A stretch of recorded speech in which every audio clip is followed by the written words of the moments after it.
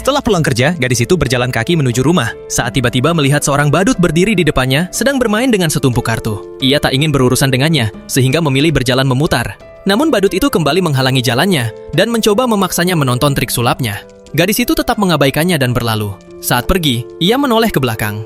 Anehnya, ketika tiba di persimpangan, badut itu muncul lagi. Ia begitu ketakutan hingga buru-buru masuk ke minimarket terdekat. Badut itu tetap berdiri di luar dan tidak pergi. Pemilik toko melihatnya dan mengira ia hanya pria yang menyukai gadis itu, sehingga tidak menganggapnya serius. Ketika badut menyadari gadis itu tidak akan keluar, ia pergi mencari target baru. Keesokan harinya, gadis itu kembali berpapasan dengan badut yang sama dalam perjalanan pulang. Kali ini, ia tidak menghindar. Ia membiarkannya melakukan triknya. Badut itu tersenyum dan membungkuk dalam-dalam. Ia meminta gadis itu memilih sebuah kartu dari tumpukan dan mengingatnya. Lalu, ia mengocok kartu-kartu itu, dan tiba-tiba kartu yang sama muncul lagi di hadapannya. Gadis itu menganggap trik itu membosankan dan berjalan pergi. Ia tidak menyadari bahwa wajah badut itu semakin terlihat aneh.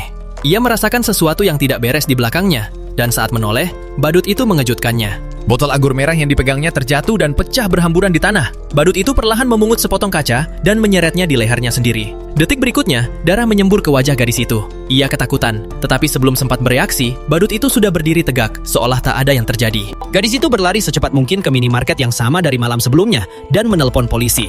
Ia menceritakan apa yang baru saja terjadi. Sebelum polisi memahami situasi, badut itu muncul lagi. Polisi mengajukan beberapa pertanyaan pada badut, tetapi ia tidak menjawab. Alih-alih, ia melambaikan tangan pada gadis itu. Mereka mengira ia akan pergi, tetapi malah berjalan mendekati gadis itu dari belakang. Gadis itu ketakutan dan mencoba lari, tetapi polisi menghentikannya. Mereka meminta badut melepas topengnya. Sebagai gantinya, badut itu mengeluarkan sepasang borgol dan mengunci pergelangan tangannya sendiri. Ia menggerakkan tangannya naik turun beberapa kali, dan borgol itu menghilang.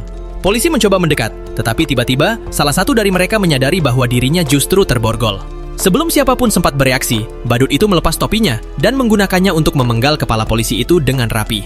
Semua orang panik. Pemilik toko berlari keluar, dan gadis itu juga mencoba melarikan diri, tetapi ia tersandung dan pingsan. Polisi lain yang sedang syok cepat membuka borgol, mengeluarkan pistolnya, dan menembak badut itu, tetapi tidak sengaja mengenai rekannya. Tanpa membuang waktu, ia terus menembaki badut itu. Namun badut itu menangkap peluru dengan tangan kosong. Suara tembakan membangunkan gadis itu. Ia bangun dan berlari ketakutan. Gadis itu mengira ia akhirnya berhasil melarikan diri, tetapi badut itu belum selesai dengannya. Ia muncul lagi di hadapannya. Gadis itu tidak tahu bahwa semua yang benar-benar diinginkan badut hanyalah tepuk tangan sederhana. Pada akhirnya, gadis itu tidak dapat menghindari takdirnya.